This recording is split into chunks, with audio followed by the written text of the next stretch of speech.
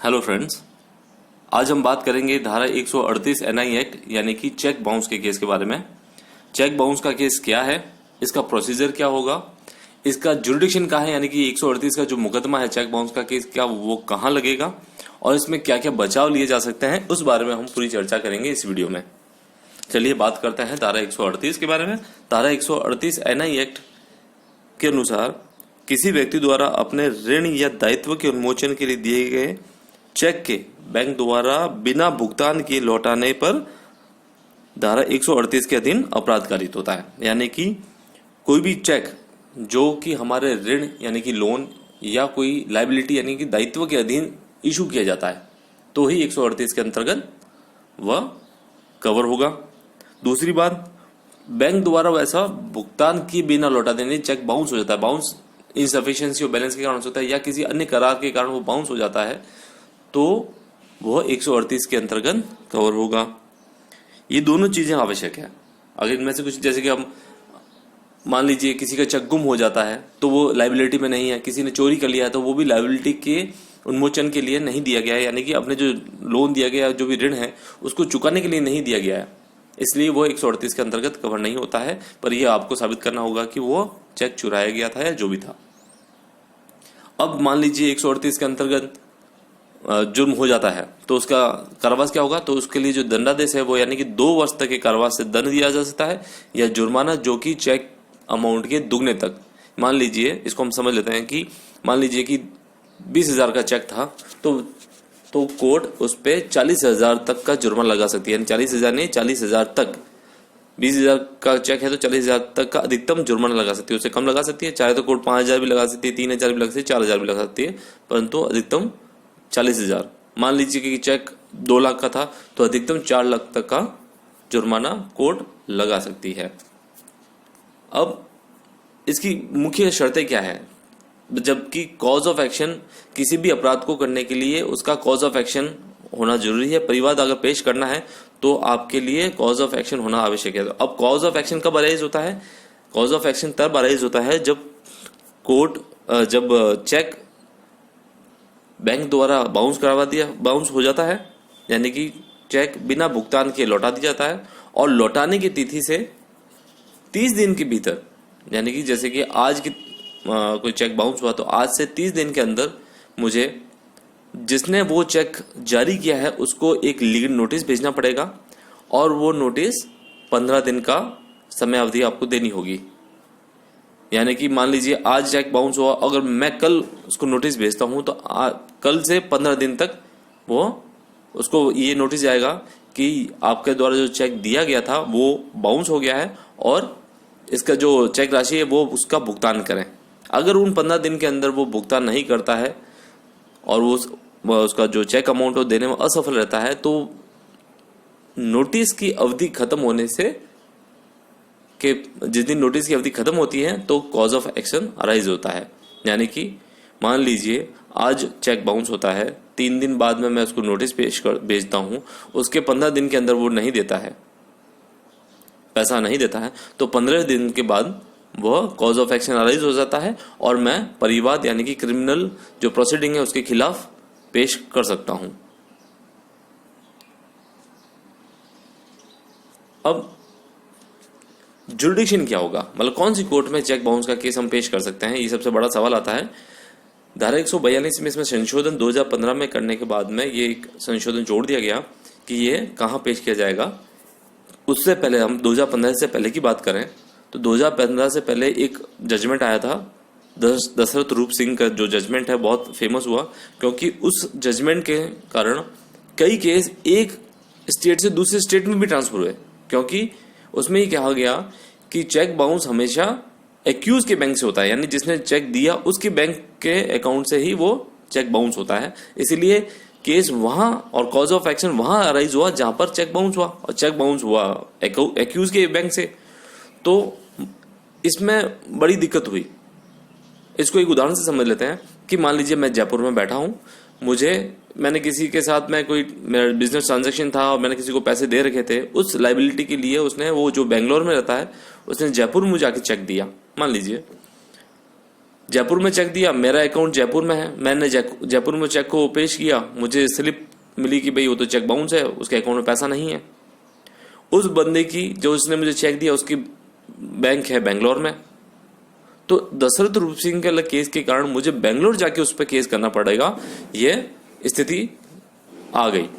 तो 2015 में संशोधन हुआ। 2015 में संशोधन होने के बाद में 142 में जो सबसेक्शन 2 है वो जोड़ा गया, जिसके अनुसार अब जो स्थिति है क्षेत्राधिकार वाली वो इस प्रकार है कि अगर चेक अकाउंट पे ही है, यानी कि अकाउंट पे ही चेक है, तो केस होल्डर के बैंक का जो जुरिडिक्शन है, जहां पर होल्डर का बैंक है, उसके जुरिडिक्शन वाले कोर्ट में पेश किया जाएगा। यानी कि जयपुर में अगर मैं हूं और बेंगलोर वाला मुझे कोई चेक देता है और मेरे बैंक जयपुर में स्थित है, तो जयपुर में जिस क्षेत्राधिकार में वो बैंक स्थित है उसके न्यायालय में, प्रथम वर्ग न्यायालय में मैं केस प्रस्तुत कर सकता हूं। अगर मान लीजिए चेक अकाउंट पे नहीं है, सेल्फ है, तो क्या होगा? तो फिर हमें जो ड्रॉई है, यानी जिसने चेक दिया है, उसकी जहां बैंक है उसके क्षेत्राधिकार में, यानी कि अगर अकाउंट पे ही चेक है तो मैं जयपुर में लगा सकता हूँ, परंतु अगर बेंगलोर का निवासी मुझे और जिसकी बैंक बेंगलोर में है वो मुझे जयपुर में आके चेक देता है, सेल्फ चेक देता है, तो मेरा जो चेक है वो, जो मेरा केस है वो मुझे बेंगलोर में जाके पेश करना होगा। ठीक है। अब इसके लिए क्या, अब जुडिक्शन तो तय हो गया, पर अब मैं केस कब पेश कर सकता हूँ, इसकी लिमिटेशन क्या है? कॉज ऑफ एक्शन जब अराइज हुआ उससे 30 दिन के भीतर मुझे चेक जो केस है वो प्रस्तुत करना होगा। कॉज ऑफ एक्शन जैसे मैंने पहले बताया, जिस दिन हम नोटिस देते हैं, नोटिस जो 15 दिन की जो अवधि है वो अवधि पूर्ण होने पर कॉज ऑफ एक्शन अराइज होता है, यानी उस 15 दिन के बाद में नोटिस की अवधि पूर्ण होने के 30 दिन के अंदर मुझे केस प्रस्तुत करना होगा। मान लीजिए किसी कारण से मैं केस प्रस्तुत नहीं कर पाता हूं, तो कोर्ट को ये पावर दी गई है कि अगर जो परिवादी है वो अगर उपयुक्त कारण बताता है कि जिस कारण से वो चेक प्रस्तुत करने में असमर्थ हुआ, तो वो उस 30 दिन के बाद में भी उसको केस को एंटरटेन कर सकता है। अब जो इसका प्रोसीजर वो क्या है, तो इस प्रोसीजर के लिए मैंने एक चार्ट बनाया है। अगर आप उस चार्ट को देखें तो बड़ा ही आसान हो जाएगा आपको समझने के लिए। यानी कि चेक रिटर्न होने पर धारा 138 के अंतर्गत रिटर्न होने से 30 दिन के भीतर लीगल नोटिस भेजना होगा। जो नोटिस दिया गया, अनाधिकृत चेक की राशि चुकाने के लिए नोटिस में 15 दिन की अवधि देनी होगी, और 15 दिन के अवधि अंतर्गत अगर चेक बाउंस की जो राशि नहीं दी जाती है, तब नोटिस में दी गई अवधि से, यानी कि जो लास्ट डेट दी गई उससे 30 दिन के भीतर आपराधिक कार्यवाही या परिवाद प्रस्तुत करना होगा। परिवाद क्षेत्राधिकार वाले प्रथम न्यायिक मजिस्ट्रेट के न्यायालय में प्रस्तुत होगा। क्षेत्राधिकार जो हमने बताया 142 में, यानी कि परिवादी की जहां पर बैंक है वहां पर, या अगर सेल्फ है तो जहां पर एक्यूज की बैंक है उसके क्षेत्राधिकार में। न्यायालय केस की पोषणीयता और म्याद को देखेगा, यानी न्यायालय ये देखेगा कि वाकई में चेक बाउंस का मैटर है या नहीं, अगर है तो उसके क्षेत्राधिकार का है या नहीं ये देखेगा, और अगर म्याद है जैसे 30 दिन के बाद में किया है तो उसकी म्याद को भी देखेगा कि 30 दिन के बाद में किया गया तो उसको कोई कारण है या नहीं। ये देखने के बाद में उसको न्यायालय द्वारा 145 में परिवाद के समर्थन में शपथ पत्र पर परिवादी, यानी कि जो जिसको चेक दिया गया जो होल्डर है उसके बयान लेगा। जो धारा 145 में कहा गया है कि इसमें जो प्रोसीडिंग्स होती है धारा 138 के अंतर्गत जो ट्रायल होगी उसके अंतर्गत जो चीफ होती है वो शपथ पत्र पर की जा सकती है, तो वो न्यायालय पहले उसके बयान लेगा, जो सीआरपीसी की धारा 200 और 202 में गवर्न है। बयान लेने के बाद में अगर कोर्ट को लगता है कि प्राइमरी फेसिया, उसको लगता है कि प्रथम दृष्टया लगता है कि केस बनता है चेक बाउंस का, तो आरोपी को न्यायालय में हाजिर होने के लिए समन जारी करेगा। समन की सर्विस हो गई है तो उसको बुलाया जाएगा कोर्ट में। अगर समन की सर्विस नहीं होती तो री सर्विस के लिए उसको समन जारी किए जाएंगे। समन पर भी अगर उपस्थित नहीं होता है तो उसको वारंट इशू किया जाएगा। परंतु मान लीजिए समन जारी हो गया, समन पे ही वो न्यायालय में आ जाता है तो भी, और या फिर वारंट जारी होने पर भी आता है, जब भी एक्यूज न्यायालय में उपस्थित होगा हाजिर होने पर उससे जमानत ली जाएगी कि वो कोर्ट में जो प्रोसीडिंग चल रही है उसमें रेगुलर हाजिर होगा। इसके लिए उससे जमानत ली जाएगी और उसको जो दस्तावेज है, जो प्लेंट है जो कॉपी थी उसको प्रोवाइड करवाई जाएगी और उसके बाद में ट्रायल प्रारंभ हो जाती है। अगर ट्रायल प्रारंभ होने पर, कोर्ट में हाजिर होने पर वो अपना जुर्म स्वीकार कर लेता है, वो ये मान लेता है कि हाँ उसके द्वारा जो चेक दिया गया था वो ऋण पेटे दिया गया था और इनसफिशिएंट और बैलेंस के आधार पर वो बाउंस हो गया है, वो मान लेता है, तो उसको कन्विक्शन कर दिया जाएगा, यानी उसको सजा का दंडादेश दे दिया जाएगा। अगर वो इसको स्वीकार नहीं करता है, वो कहता है कि मेरे द्वारा जो चेक था वो अब मैं अपने बचाव में कुछ कहना चाहता हूं, तो फिर परिवादी की ओर से जो साक्ष्य हैं वो सब लिए जाएंगे, उसकी जेरे होगी यानी उसकी क्रॉस एग्जामिनेशन होगा। उसके बाद में एक्यूज की ओर से सारे साक्ष्य लिए जाएंगे, उनके द्वारा जो एविडेंस पेश की वो ली जाएगी, उनकी जेरे की जाएगी यानी कि क्रॉस एग्जामिनेशन होगा। और दोनों के जब एविडेंस हो जाती है तो दोनों पक्षों को यानी दो एक्यूज और परिवादी दोनों को की बहस यानी कि उसके आर्ग्यूमेंट्स वो सुने जाएंगे और उसके पश्चात जो न्यायालय का आदेश होगा वो आदेश पारित किया जाएगा। ये कंप्लीट प्रोसीजर है। अब इसमें जो धारा 138 के जो मुकदमा है उसमें प्रिजम्पशंस क्रिएट की गई है। एक प्रिजम्पशन है कि 139 ऑफ एनआई एक्ट में कि धारक के पक्ष में ये हमेशा उपधारणा रहती है यानी प्रिजम्पशन रहती है कि जो धारक है यानी कि जिसके हाथ में आज की डेट में चेक है वो ये माना जाएगा कि उसके पास जो चेक आया वो प्रॉपर आया, यानी कि जिसने चेक ड्रॉ किया है उसी ने उसको चेक ऋण पेटे यानी किसी लायबिलिटी के लिए उसको अपने चेक को मतलब पैसा देने के लिए ही उसको चेक इशू किया है। यानी कि उसको ये साबित करने की आवश्यकता नहीं है, जो जिसके पास में चेक है उसको ये बताने की आवश्यकता नहीं है कि वो चेक था वो कैसे आया, उसको बस ये दिखाना आवश्यक है कि चेक है, ये किसी ऋण के पेटे मुझे उसने चेक दिया था, इतना ही कहना बहुत है। यह साबित उसको करना पड़ेगा कि चेक मैंने नहीं दिया।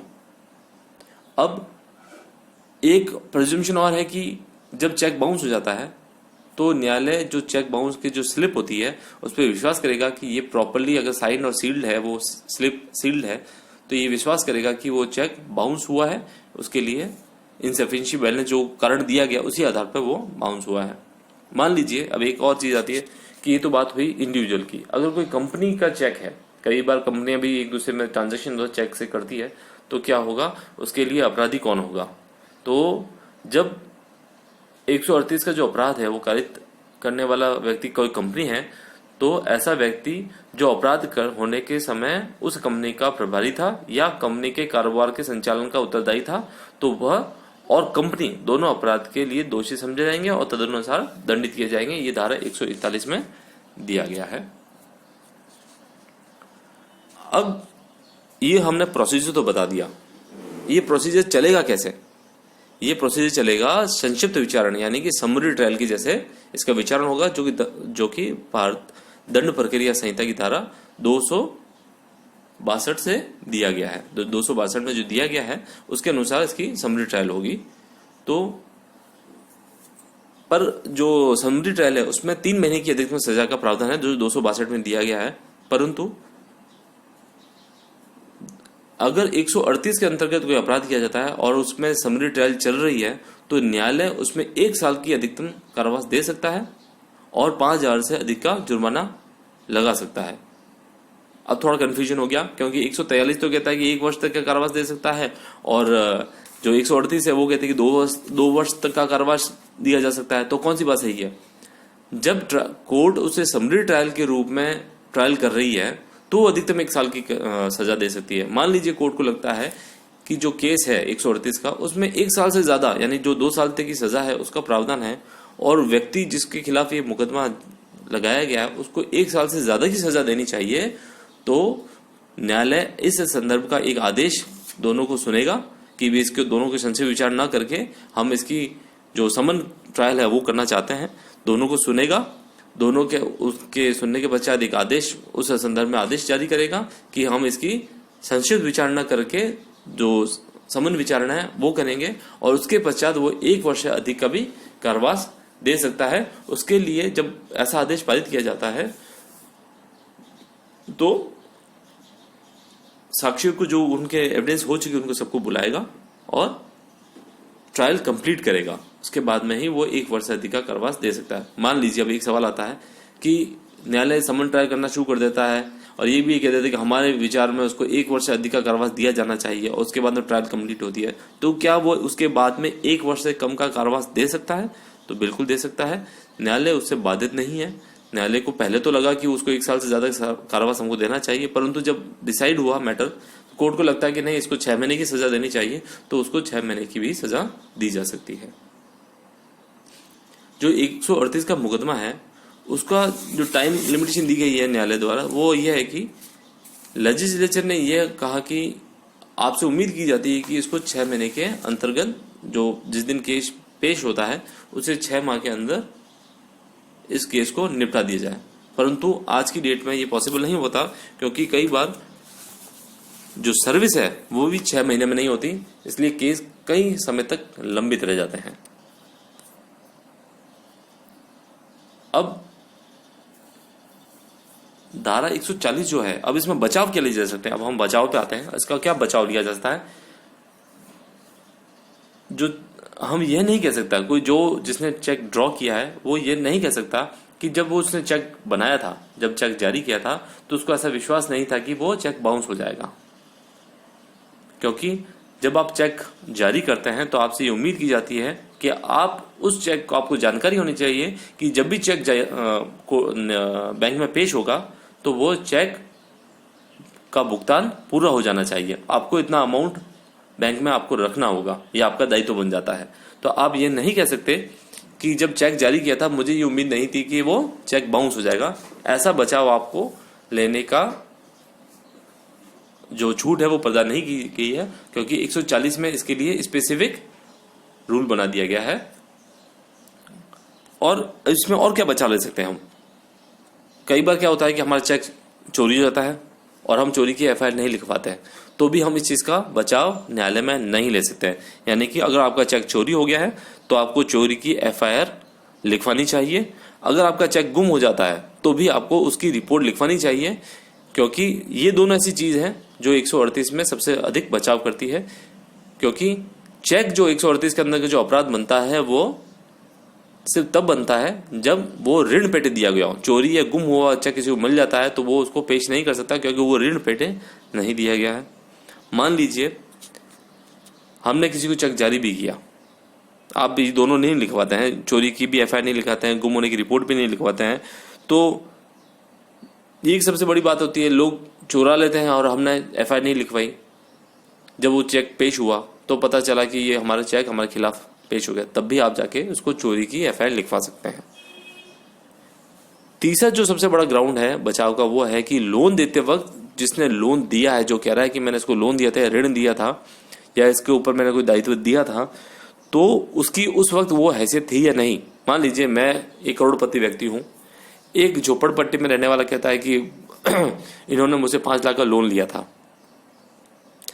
तो आप न्यायालय में एक बात उठा सकते हैं कि क्या इसकी उस वक्त हैसियत थी, जब जिस वक्त ये मुझे लोन देने की बात कर रहा है क्या उस वक्त इसकी इतनी हैसियत थी कि वो मुझे 5 लाख रुपए लोन दे सके? तो ये भी बहुत अच्छा बचाव है, बहुत अच्छा ग्राउंड है। तो उसको कैसे साबित करेंगे? आप उस व्यक्ति से उसका इनकम टैक्स रिटर्न मंगवा सकते हैं या उसके अकाउंट डिटेल मंगवा सकते हैं, जबकि वो कह रहा है कि, मान लीजिए कोई व्यक्ति कहता है कि मैंने 2005 में फला यानी कि नरे फला को मैंने 5 लाख रुपए उधार दिए थे। तो न्यायालय में आप एक एप्लीकेशन लगा सकते हैं कि क्या 2005 में जब लोन देने की बात कर रहा है इसके पास इतना पैसा था, तो इनकम टैक्स जो रिटर्न है वो मंगवा सकते हैं, क्योंकि उसे उसकी हैसियत होती है। या उसके अकाउंट में जो अकाउंट है उसके अकाउंट डिटेल मंगवा सकते हैं कि जब उसने मुझे 5 लाख रुपए दिए तो 5 लाख रुपए कैसे दिए इसने, या फिर तो कैश दिया होगा। कैश दिया होगा तो 5 लाख तो हाथ में रखता नहीं है, बैंक से निकाल के दिया होगा, तो क्या बैंक में उस वक्त 5 लाख रुपए थे? या चेक से दिया था तो जब चेक दिया तब क्या 5 लाख रुपए थे? ये उसकी बचाव आप ले सकते हैं। लोन देने की डेट अगर नहीं बताई है, ये भी बड़ा, सुप्रीम कोर्ट ने 1-2 जजमेंट ऐसे हैं जिसमें कहा कि जो लोन देने की बात कही, कोई व्यक्ति कहता है कि मैंने उसको 2005 में लोन दिया था, अब 2005 में लोन कब दिया था, क्यों दिया था, वो भी आपको कारण और समय आपको बताना चाहिए। जब आप इसमें अनसर्टन हो, यानी कि आप अनिश्चित बता पाते हो, उसको क्लैरिफाई नहीं कर पाते हो, तो भी वो परिवादी के खिलाफ जाता है, यानी ये एक्यूज के एक अच्छे बचाव का आधार बन जाता है। अब जब लोन दिया जाता है, छोटे मोटे लोन में तो फिर भी चल जाता है, जब बड़ा कोई लोन देता है या कोई किसी से ऋण लेता है तो वो हमेशा लिखवा के लेता है। तो क्या ऐसी लिखित यानी ऐसा कोई डॉक्यूमेंट न्यायालय में पेश किया गया है? अगर नहीं किया गया है तो भी वह बचाव के बहुत बड़ा आधार बन जाता है। तो इन बातों का हम ध्यान रख सकते हैं। जो धारा 138 के अंदर के अपराध है वो शमनीय बनाए गए हैं, यानी किसी भी स्टेज पे वो उनको आप विड्रॉ करवा सकते हैं। उनका जो हम जिनको कहते हैं समझौता, हम किसी भी स्टेज पे समझौता करवाया जा सकता है। इसके लिए भी एक जजमेंट है, ज्ञान सिंह वाला जजमेंट है सुप्रीम कोर्ट का। उसमें ये कहा गया कि अगर दो पक्षों के बीच में समझौता हो जाता है और वह समझौता मान्य है तो इस आधार पर किसी भी स्टेज पर समझौता के आधार पर न्यायालय को उसको केस को खत्म कर देना चाहिए, जबरदस्ती उस लिटिगेशन को आगे नहीं बढ़ाना चाहिए। तो 138 के अंतर्गत किए गए अपराध का शमनीय है और वो किसी भी स्टेज पर उनमें समझौता कर उसको समाप्त करवाया जा सकता है। आज का वीडियो